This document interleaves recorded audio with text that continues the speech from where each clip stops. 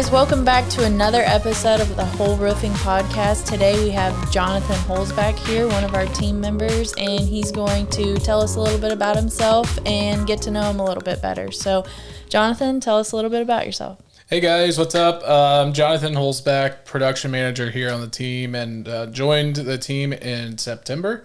Well, late September, technically.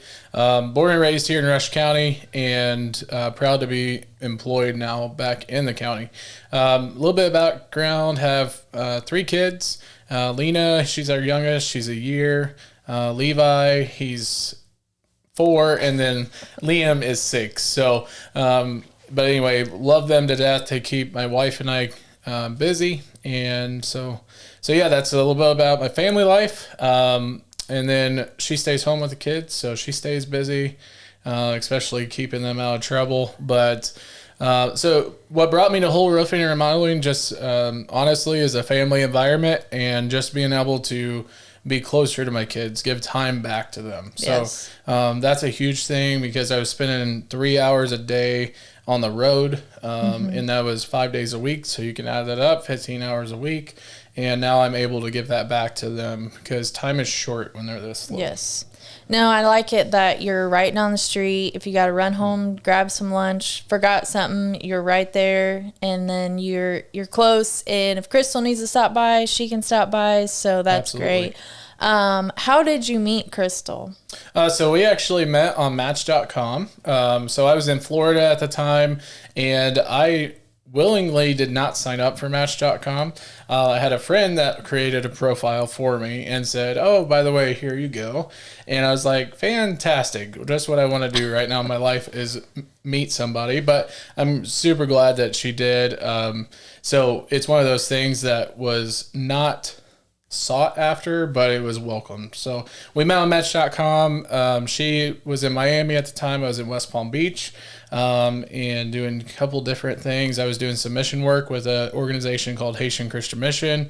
She was at a church down there as a children's director, and so that's kind of how our paths crossed. And then we got married about a year later, and the rest is history. I do like the story that she tells that she texted her friend, said, hey, if you don't hear back from me in an hour, like, this is where I'm at, and Yep, come absolutely. find me. Yep. So what I remind her is I did the exact same thing. Like, here's my pin drop. This was my last known location. If you don't hear from me in an hour, I've been murdered. Yep. So, but no, first time we ever met, it was like our stories had never been apart. And so we literally just started out walking on the beach, and like 12 o'clock, we're like, we probably should go now. That's awesome. Now, did you guys stay down there for a while, or did you move? I know you lived in Tennessee for some time, so. Yeah, so while we were dating, we were in Florida. So we got married in August. This August coming up will be 10 years, which is crazy to think.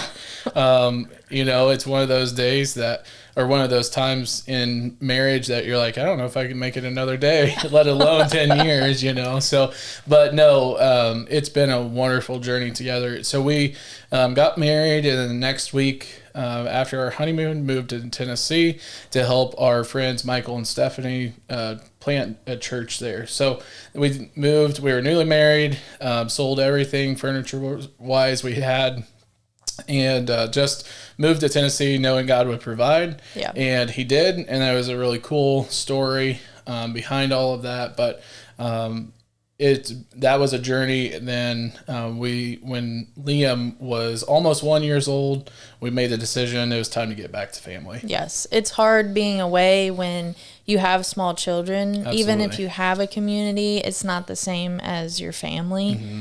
So that's how we felt when we were in Tennessee. Like, we loved it, but we need to get back home because our kids are only little for so long, and you want them to be around grandparents and everything. Mm-hmm. So I totally understand that. I know you said that you grew up in Rush County. Crystal did not. I mean, she comes from a whole different background. She does. What does she think about living in a small community like Rushville? So, funny story there. Actually, when we were going to make the decision in Tennessee where we were going to move, we had 2 options essentially at hand. one option was to go to Florida, back to her family. One option was obviously come back to Rushville. Yes. She was all about coming to Rushville, and I was all about going to Florida. So, because I love the temperatures down there, I just love being able to go outside year round. Yes. The ability to go to the beach anytime. Like, there's always something to do outside. And I love little town of Rushville, but I also enjoyed Florida at the same time. But Crystal absolutely loves it. Since the day she came up to visit for the first time, I can remember, I was a little nervous because she was flying up here to see it. I was like, this could make or break things for us, essentially, because the reality of us moving back here was strong at that point. So, but no, she's taking the bull by the horns, loves it. She absolutely loves being able to go 5 stoplights to the grocery store instead of 25 minutes to the grocery store. Yeah. That's 2 lights away. Yeah.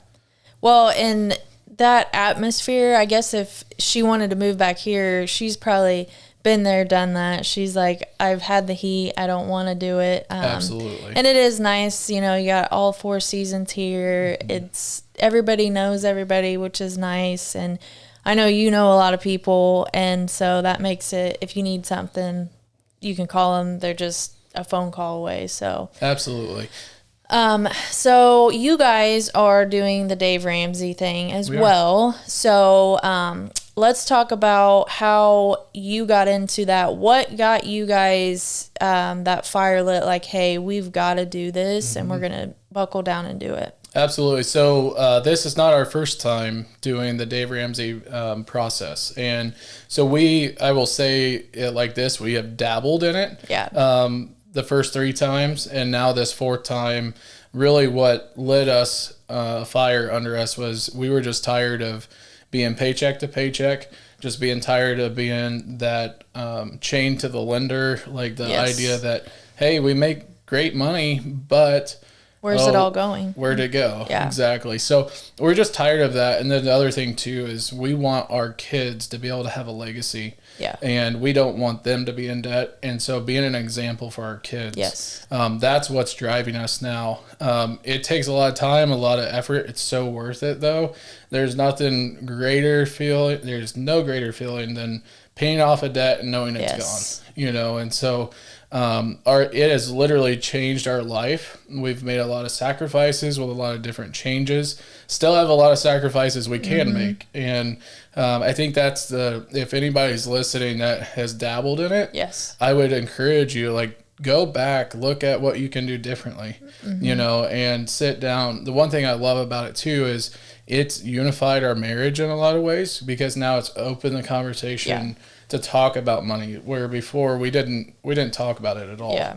I would spend it all. She would yell at me for spending it. And that's about how it went. So just brush it under the rug and pretend it'll go away. And I'm like, the bank will take care of it and then we'll figure it out. Yeah. So, but no, basically just being tired of the same old every single time.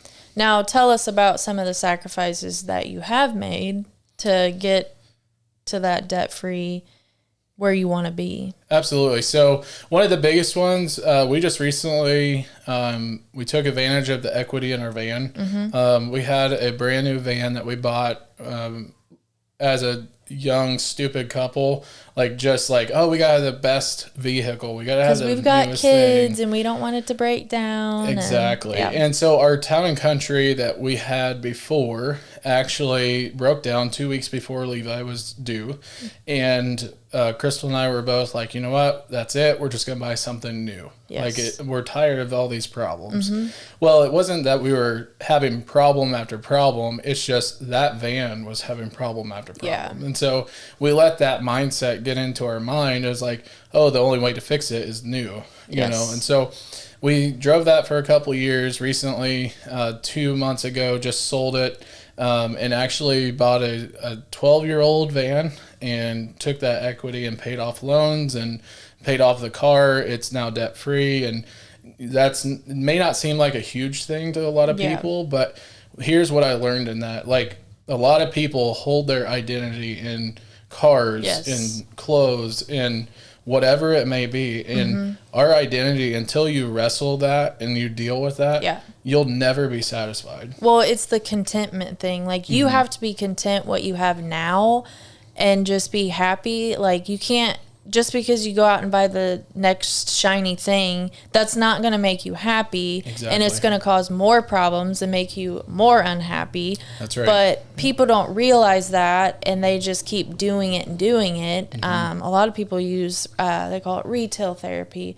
Well, then when a month goes by and you get the bill for that, and then you're like, oh, I shouldn't have done that. Yeah. But I think now it's hard too, because you have Facebook, Instagram, like everything's right in front of you. Absolutely. Used to, you had your neighbors and you could see what they were driving, and that's how you saw, keeping up with the Joneses. Now it's literally you to people that you don't even talk to, you see the things that they have, and then you get kind of like, man, I wish I had that. Man, I want that. Absolutely. But yeah, until you deal with that and become content with, oh, it doesn't matter. Like, you know, I have a nice truck. However, if I have to drive a transit van, like, it has a radio and the AC works, but I can crank down the windows too. Like, I don't care. That's not the whole point of having a vehicle, is to get from point A to point B. Exactly. Yes, it is nice to have a nice truck, but that's not your identity. That's not who makes you who you are. That won't make you happy. Yeah, and I think the one big thing that I've learned over the last several months is your identity is not in material things, but more importantly, like, you have to have a mind shift set. Yes. You have to change your mindset, because if you're constantly thinking, how can I get to the next best thing, it goes back to that contentment. It takes a lot of sacrifice, and that means working long days. That means baling hay. That means, so one thing that's interesting about me is I'm a deputy coroner. Now, I don't do that necessarily for the money, but because it's not paid very well. However, it helps. Like, that just paid off a little bit more debt, and that gave us a little spending cash for vacation. And so, it's just finding ways that are not normal. And when the American dream is to go home at night at 5 o'clock and be there all night long, understanding that that's not going to change anything. Yeah. And so finding ways for Crystal to make money. So she started cleaning different places, and she cleans homes. And so trying to find, I mow a cemetery, you know, so just finding those unique ways to make extra money. Yes. I mean, you got to think outside the box to kind of, and even, I guess you really don't even have to do that. You just have to be looking for those opportunities. Let's talk about your junk hoarding, Jonathan. Yes. So that is one unique thing, like, about me. Like, I'll be driving down the road, and if someone has something on the side of the road that I know I can sell in a yard sale, I'll pick it up, you know, because it's a couple dollars towards my debt journey. And, you know, it's one of those things. Now, do I keep everything? No, absolutely not. Yeah. But my garage will look like a junkyard for a while until we have that yard sale. And because to them, it's trash. To somebody else, it's a treasure. Yes. You know, there's an old saying goes, you know, one's junk is another person's treasure. And it's not a matter of it being me picking up stuff on the road. It's more to the fact that that's going to help us reach our journey sooner. Yeah. And, like, if you look at the whole pie at once and you're expected, how am I going to eat this pie all at once? But, you know, paying off those small bills, eating one slice at a time, and then you look up and then the whole pie's gone. Like, yeah, absolutely. So, I mean, I think people struggle with that too, is they don't know where to start. They don't know how they're going to do it. And they look at that huge number and they're like, I can't do this. It's never going to happen. Yeah, and it goes back to one big thing is trimming the fat. So looking at taking a month of your spending and literally going through line by line by line. Yes. Where did I spend $5? It may just be $5, but it's still $5. You know, it's just another cup of coffee. But how much was that coffee? Yeah. So figuring that out. And I know for Crystal and I, we totaled it up one month as like $1,500 in drive-thrus. You know, that's $1,500 a month that we could have been spending elsewhere, getting closer to our destination quicker. Yes. And that was that was really one of the months that really kicked us in the ass, and that in a good way, like it lit a fire under us saying we can't do this anymore. Yeah. And so that's when we started our journey again this fourth time. But just trimming the fat too, looking at insurance rates. Like yes, we bought an older vehicle, but the great thing about that, cheaper insurance. We still have full coverage, but we have cheaper insurance. So that trims the fat there. We're looking at cell phone plans that are different. Maybe it's not the norm because everybody has Verizon around here, but you know what? There's nothing wrong with Cricket, or there's nothing wrong with another plan that's cheaper. And that has helped us to be able to trim the fat on our budget in ways that don't require extra work, but also help spur us along that much quicker.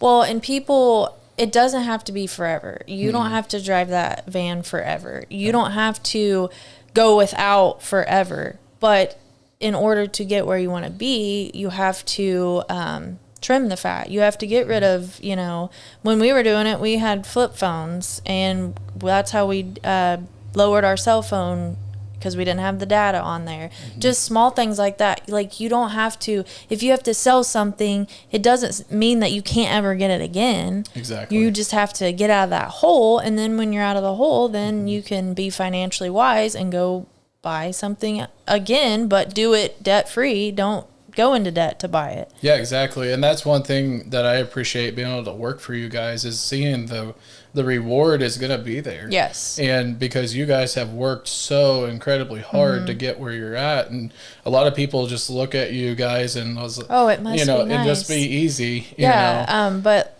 when we first got married, we were baling hay. I was cleaning places, both working full-time jobs, like not sitting around watching Netflix and hoping that it would happen. Like, you have to do something about it. And I think that's important too. We got to realize that what influences a lot of people to not work is what's right in front of their face. So again, going back to that social media influence, you got to be able to put that down. Yeah. You got to be able to say, my identity is not in social media. It's not in binge watching Netflix. Yeah. Now, is there a time and place for that? Sure. I mean, yes. But we all have our series that we watch, or we all have, our one go-to item that we like to enjoy on a Sunday afternoon. That's different when you've worked as hard as you can that week. And it's also okay.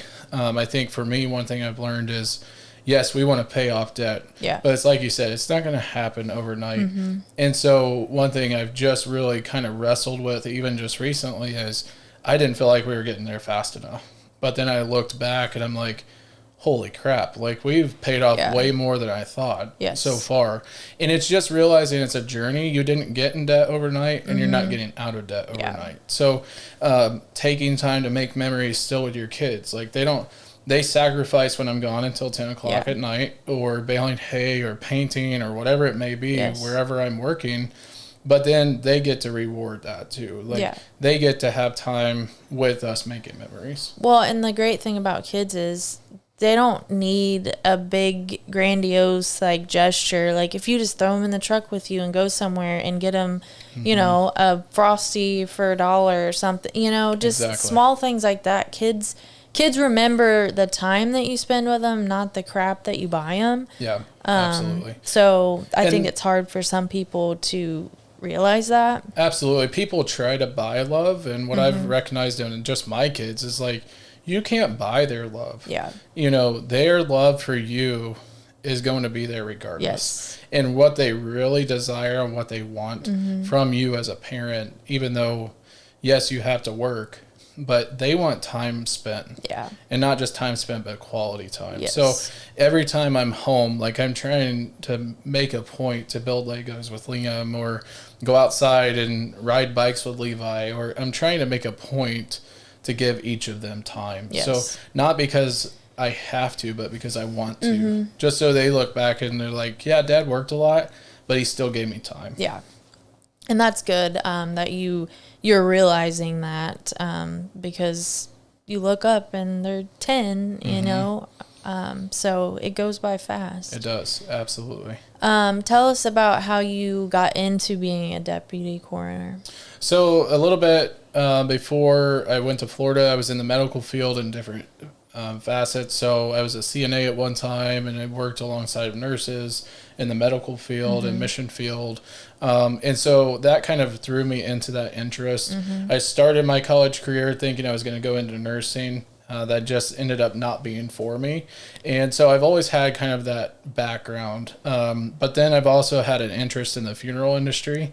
And so I thought this would be an opportunity for me to see the different side of death that a lot of people don't think about, the unnatural side, where, you know, grandma is at the nursing home, you know, she's 96. They're expecting. They're expected. Yeah. But what you don't see is the suicide or the vehicle accidents, or, you know, just she didn't wake up one day. Yeah. You know, and so that's a different side of death I didn't know if I could handle. And so when the opportunity came about, I decided that to try that to see if it's something I could do for a long term.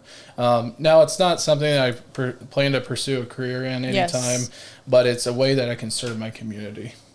And I mean, I personally could not do that. So it takes someone like that, like you, that can handle that can like put on that face of like, okay, this is my job. Like, this is something that I have to go do. Because that would be a tragic time. And then you're interacting with the family. So we need someone that can do that. So absolutely. And then interacting with the family is the hardest part. Yeah. You know, making that phone call. If they're not in town, making that phone call, Mr. So-and-so, Mrs. So-and-so, I'm sorry to inform you. Yeah. You know, and everybody handles it different. I've seen where it didn't faze them, you know, because the shock hadn't really gone away yet. Yes. Then I have had the opposite of that, where it's immediate meltdown, and rightfully so. You know, their world has just changed. Yeah. But even in that moment, I've also had family members tell me, you know, thank you so much for how you handle that. Yeah. And that's why I do it. It's not the gruesome side of things. Yeah. It's more the service side of things. So Yes. serving the community, serving those families in that time. Now, do they train you on, like, how do they go about that? Like, for you to become, to be able to do that, like, what kind of training do they give you? Yeah, so you actually have to go through a 40-hour class and test out of it. So it's similar to like a nursing board test or something of like a CNA test.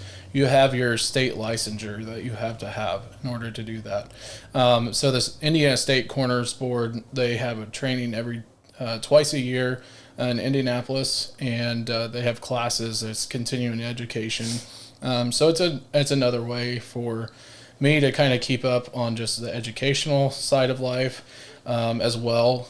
Constantly learning, you know, new tactics, new situations we come across, how to handle those. So, and I think that would help you like deal with interacting with people, if they're family member, like, you don't know how to act when someone dies. So, I mean, that helps you in everyday life anyways. Something like that. So, you know, kind of, yes, you don't have the right words to say, but you know, kind of which direction to go into. So most definitely. I think one of the biggest things that I have learned that applies to everyday life is every word matters. So, for example, we're trained to say so-and-so died, or they are dead, not they are gone, because they are gone implies they may be coming back. Yeah. Where they are dead means it's over. And so,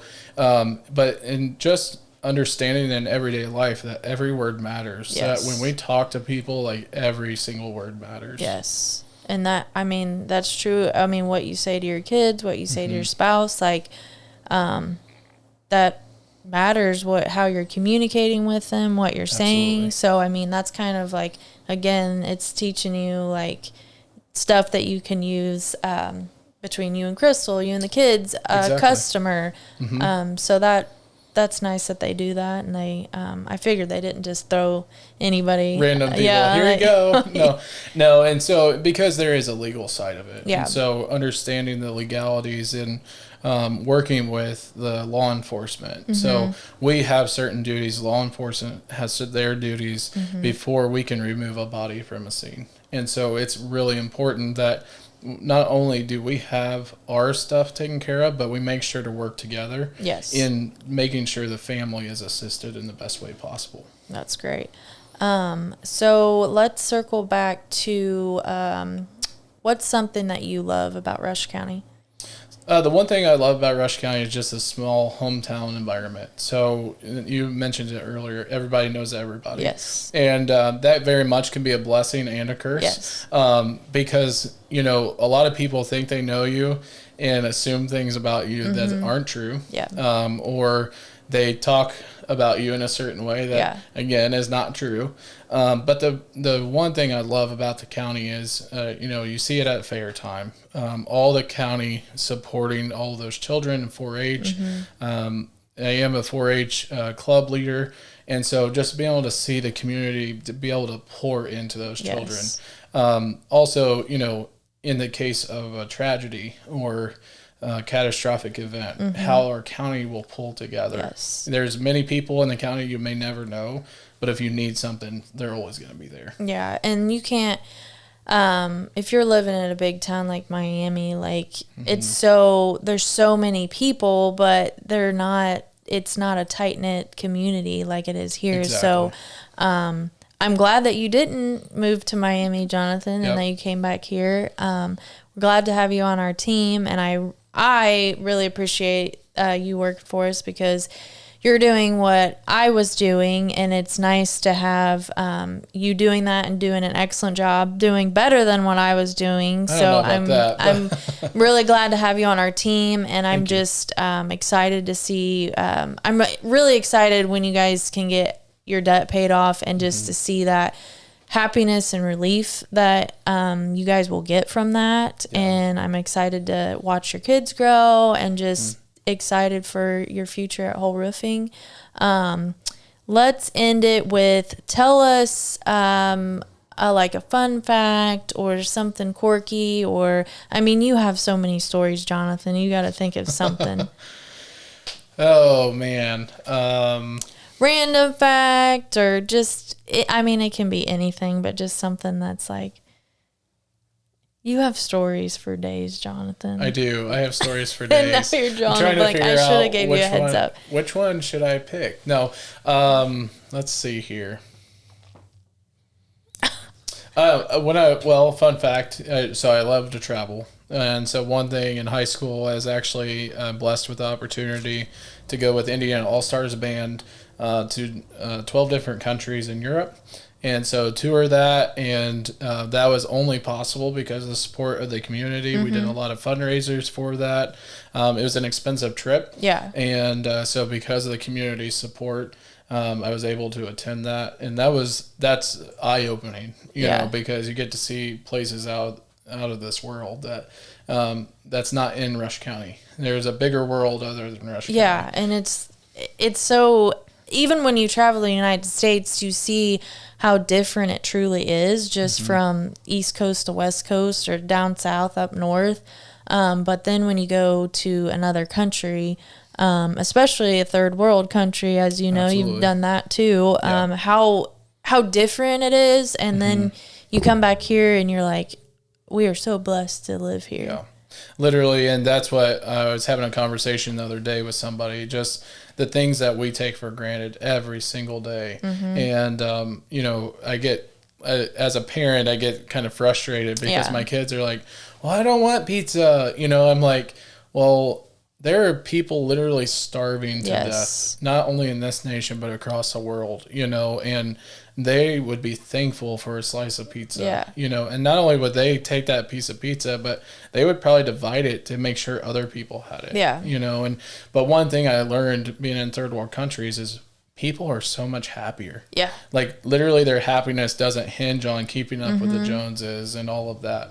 It goes back to that whole identity thing. And they don't have that stress of, I got to have the next the new iPhone and I got to pay my bills and I mean, granted, I'm glad that I have a water bill, an electric bill and all that, but they don't have that weight on them to pay for a big house just to impress somebody. Mm-hmm. Exactly.